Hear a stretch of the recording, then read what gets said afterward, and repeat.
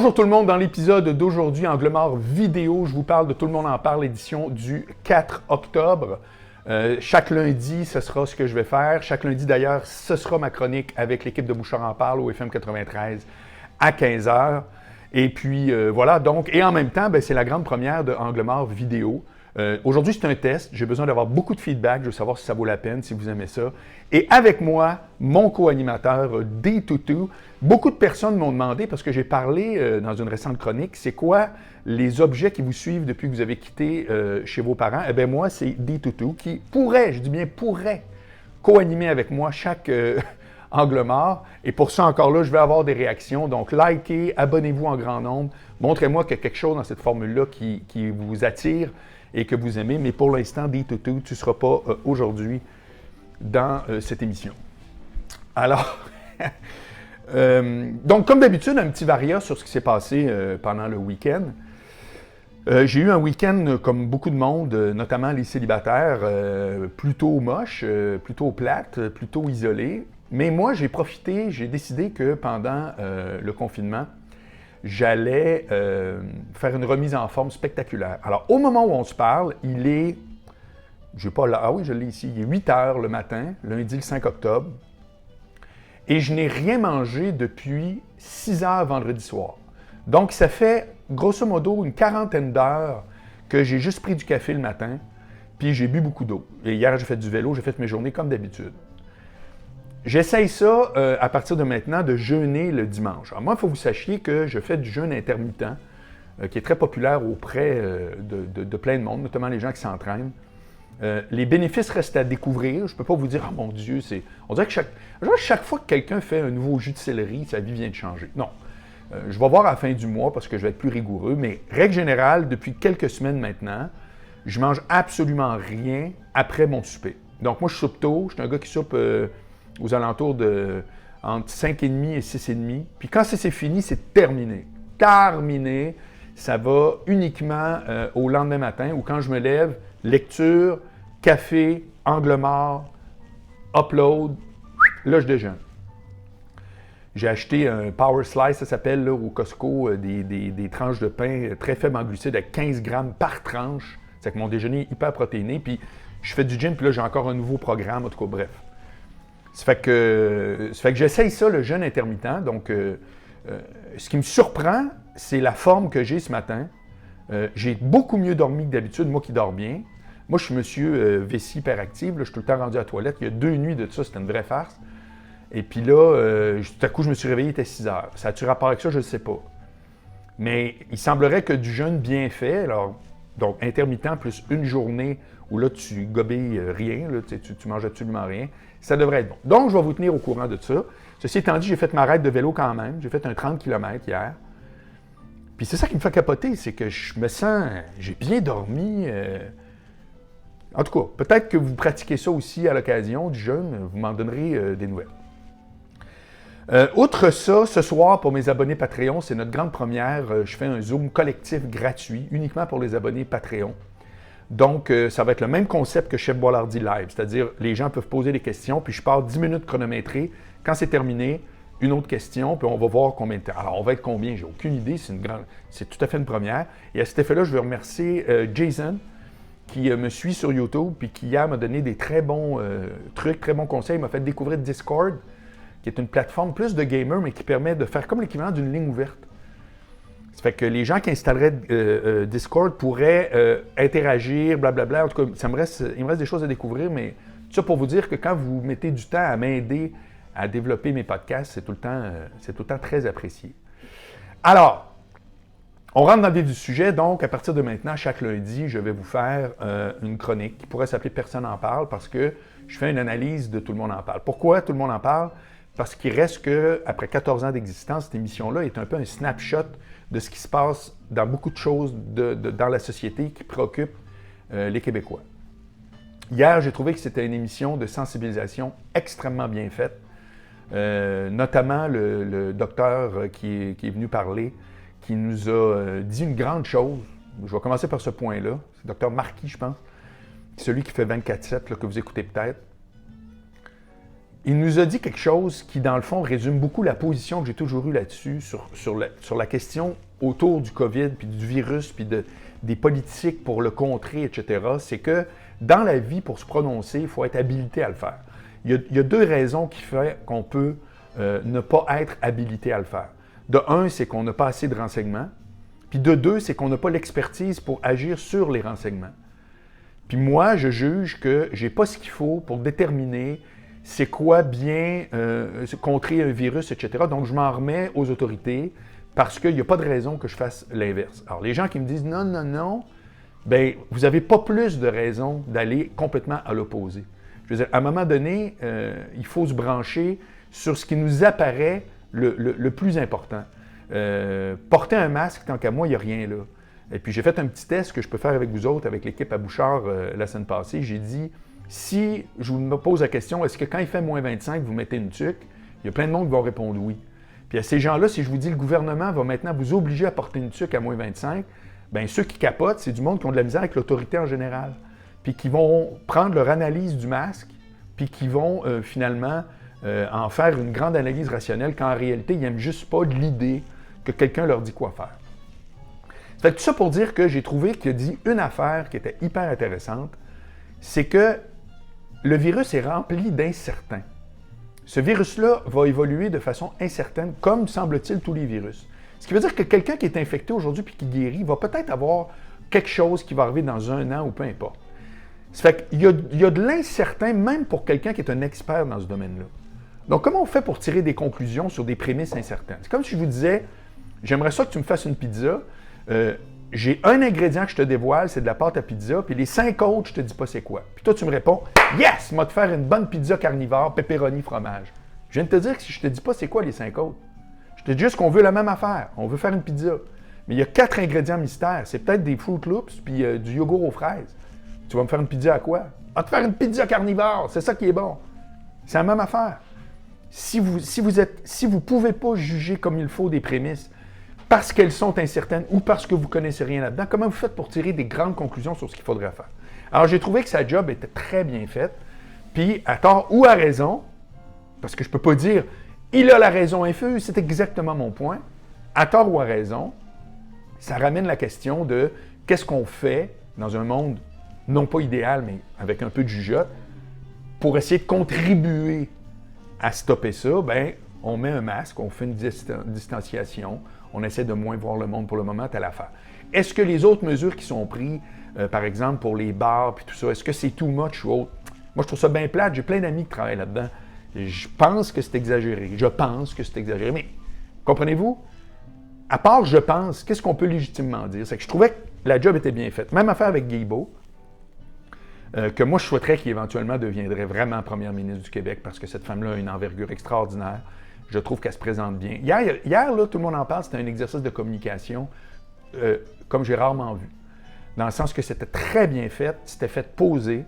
J'y reviendrai là, fois après fois, là, mais pour moi, ça a été très bon. Ça a été vraiment une émission qui a fait en sorte que quand tu l'écoutais, tu avais le goût d'aider à cette cause-là et non pas d'y nuire. Puis la cause étant qu'on arrête d'être aux prises avec ça. Puis qu'on arrête d'être aux prises avec ça, ça ne veut pas dire d'éradiquer le virus complètement, mais au moins qu'on essaye de faire un effort vers en avant qui fait en sorte qu'à un moment donné, on ne va probablement pas avoir besoin de faire ces efforts-là pour soit apprendre à vivre avec ou pour tout simplement l'éradiquer à coup de vaccin ou à coup de « il s'est effacé » ou peu importe. Ça fait que, bref, puis je sais qu'il y en a que j'ai beau dire ça puis qui ne sont pas d'accord, puis c'est pas grave, c'est correct. Mon point, c'est pas de dire « soyez d'accord avec moi, vous me connaissez ». Mon point, c'est de dire, êtes-vous habilité à juger quand les prémices sont floues? Faites juste réfléchir à ça 2 secondes. Bref. C'était la première fois que j'écoutais Tout le monde en parle depuis que c'est et en direct et sans public. Je veux vous souligner, parce que ça va être plus ça aujourd'hui que je vais vous parler, là, vous savez, je suis un gars de com'. C'est pas clair c'est quoi la différence qu'il n'y ait pas de public.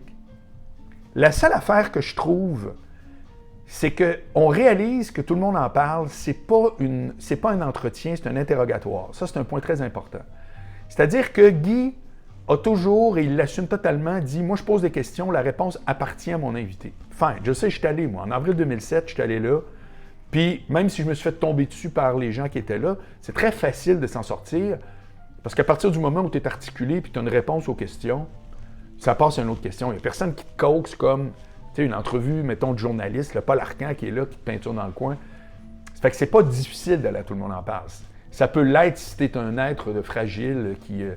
mais si tu as le moindrement du bagou puis tu t'exprimes assez aisément puis que tes idées sont claires, ou du moins clairement émises, bon, les gens vont être d'accord ou pas, c'est pas important, mais il reste que c'est pas compliqué. Mais ça m'a sauté dans la face. Pourquoi? Parce que moi, je fais des podcasts. Puis j'ai toujours fait quelque chose qui ressemble à des podcasts. Rappelez-vous, je vous parlais de Dans le trafic, qui était la dernière heure quand j'animais le retour au 93 avec Paul l'été 2018, 19. Donc pas l'été qui vient de passer, l'autre. Puis chacune des dernières heures, c'était une longue entrevue avec des politiciens, avec des humoristes, peu importe. Jacques Tanguay, des gens qui avaient une notoriété dans la région de Québec, de tout acabit. T'sais.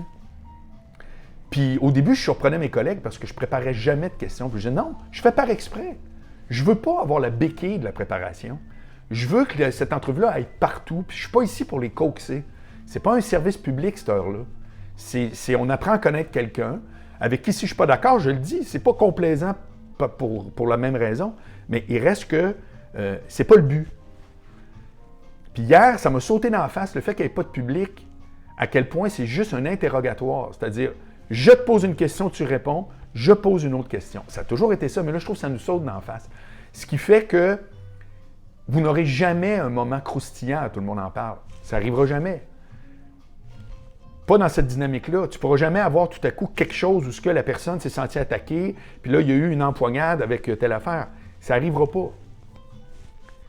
Pour que ça arrive, il faut quelqu'un qui soit en conversation. Tu parles, j'écoute, ça me fait penser à quelque chose, je suis d'accord, je suis pas d'accord, etc. Mais la formule, elle fonctionne. Hier, l'émission, je trouve ça super bon. Puis ça a fait une job, je trouve, importante. Je le répète, c'est vraiment mon point de vue. Mais il reste que, ce bout-là, je voulais vous le souligner parce que quand vous voyez l'émission de même, vous comprenez les qualités et les défauts. Fait qu'attendez-vous pas à « Hey, as-tu vu hier à Tout le monde en parle, il s'est passé telle affaire. » Il n'y a rien dans le concept actuel pour qu'il se passe des affaires croustillantes. Guy pose une question, la personne répond. Concernant Régis Labaume, alors, moi, j'ai trouvé que c'était un peu le colon de tous les invités. Dans le sens que... Puis moi, je suis complètement beaucoup plus pro-Labaume que l'inverse, je vais le dire tout de suite. Puis je suis pro-tramway.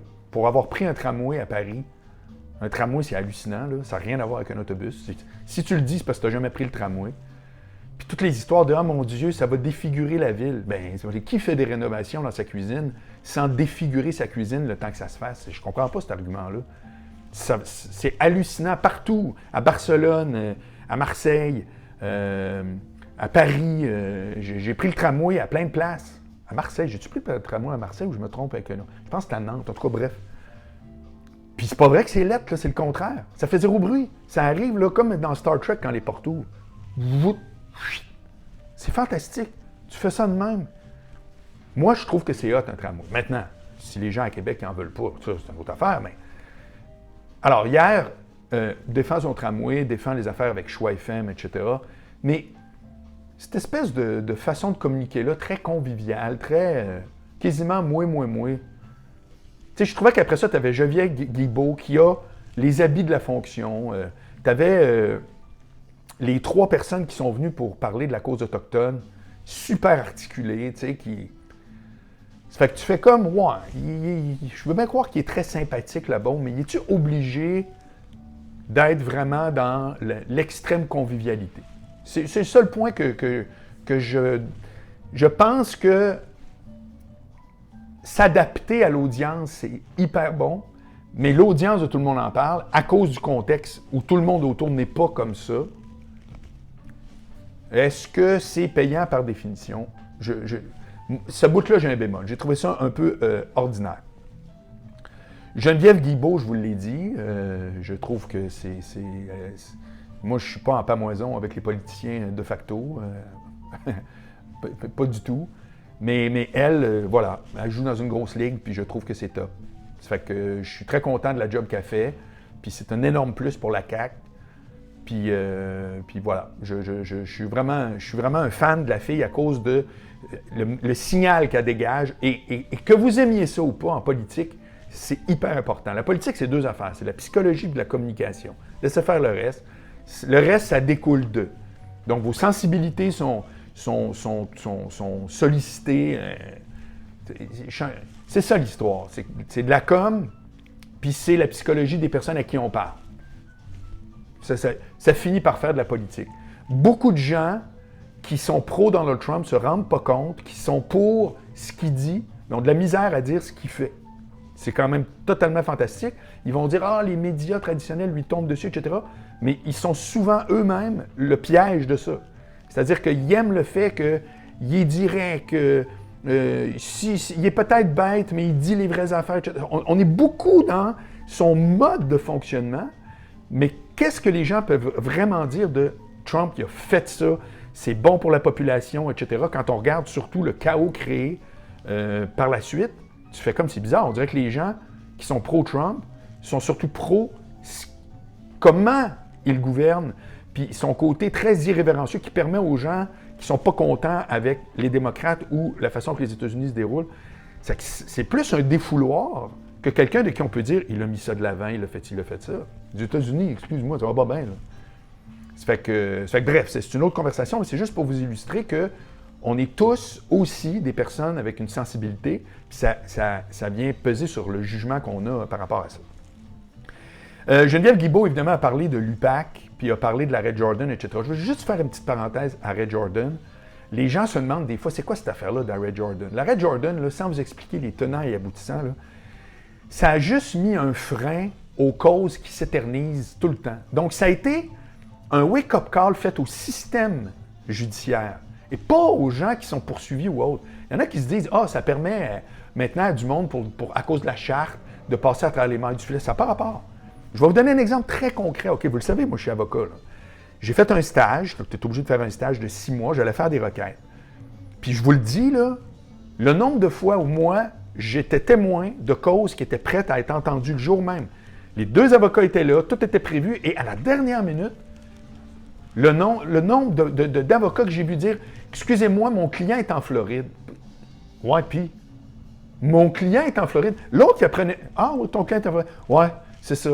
C'est ça mon excuse. Puis là, le juge faisait « Ben, coudonc, il n'y a pas de témoin, c'est épouvantable. » J'ai vu ça, là, vous n'avez aucune idée, en 6 mois. C'est l'excuse la plus débile que j'ai vue, puis je l'ai vue tout le temps. Ça, à un moment donné, il y a du monde qui ont fait « Hey, là, regarde. Là, on va vous le dire, là, à partir du moment où l'accusation tombe, là, vous avez 6 mois pour faire... peu importe l'ordre des choses, ça fait en sorte que là, il y a eu un branle-bas de combat. Ça a été hautement discuté là, dans toutes les instances judiciaires, où là, les avocats, tout le monde a fait « Calvasse, là, il faut qu'on se mangue, il faut qu'on se débine, là, on ne peut plus reporter à l'infini. » C'est que ça. Ça fait que ça a été un électrochoc au système. Donc, ne pensez pas que ça a du mauvais. Alors, est-ce que Normando est coupable ou pas coupable? Qu'est-ce que vous voulez que je vous dise? Moi, je ne sais pas. Comment vous faites, vous autres, pour dire « Ah oui » ou... Personne ne peut... Non, excuse-moi. Mais ce qui est clair, c'est 4 ans et demi de temps à dire « Allez-vous me le faire, le procès? Faites-moi-le. Mais allez-vous le dire, moi, c'est quoi l'affaire? Vous allez voir, on va le régler. » Incroyable. Ça fait que... Donc, l'arrêt Jordan, c'est super top. Yvan Godbout, alors ça, c'est quand même extraordinaire. J'ai fait une petite recherche, puis sérieusement, c'est un grand mystère. Grand mystère, cette affaire-là. Yvan Godbout, c'est lui qui a écrit Hansel et Gretel et qu'il a fallu qu'il aille en cour d'appel pour pouvoir se trouver innocenté d'accusations de matériel de pornographie juvénile. Selon 163.1 de cette loi-là, nul ne peut être déclaré coupable d'une infraction au présent article si les actes qui constitueraient l'infraction, OK, parce que je vous lis le 163.1.1. Quiconque produit, imprime ou publie ou a en sa possession, en vue de la publication de la pornographie juvénile, est coupable d'un acte criminel passible d'un emprisonnement maximal de 14 ans. Quiconque produit, imprime ou publie en sa possession de la pornographie juvénile. C'est que le problème, tu te dis, calvasse, la loi, ça n'a pas de sens, ça veut dire même une fiction. Même quelqu'un qui dit, c'est une histoire, c'est pas vrai, là. Je vous raconte un roman, mais oui, dans ça, il y a des scènes, comme tous les films d'horreur. C'est un film d'horreur impliquant des enfants, je veux dire, bon, on aime ou pas, mais... Sauf que plus loin, ça dit, Nul ne peut être déclaré coupable d'une infraction au présent article si les actes qui constituent l'infraction ont un but légitime lié à, là, il nomme des affaires, ou aux arts. Puis après, ne pose pas de risque indu pour les personnes âgées de moins de 18 ans. Tu fais comme basé sur quoi? Vous avez été en cours avec ça. Comment le procureur de la Couronne a dit « faut poursuivre, c'est épouvantable » quand la loi dit clairement le premier article, c'est pas bon dans la mesure où c'est pour des fins éducatives ou aux arts, en comprendre littérature. C'est hallucinant. C'est honnêtement hallucinant.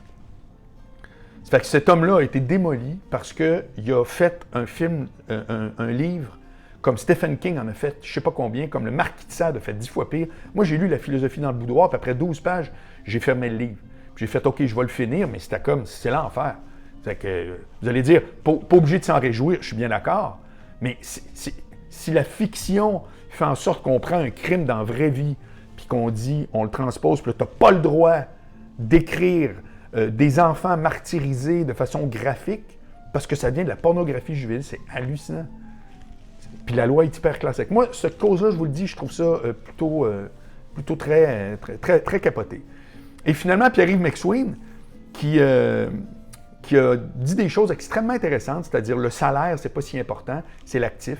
C'est-à-dire que si vous mettez beaucoup d'affaires qui grandissent pendant votre vie, puis à un moment donné, ça génère de l'intérêt ou autre, vous pouvez aussi, en parallèle à ça, travailler tranquillos, etc. Ça fait que moi, j'achète son point de vue, complètement, mais il n'y a rien qu'un truc, actuellement, que je veux porter à votre attention, c'est quoi maintenant le futur?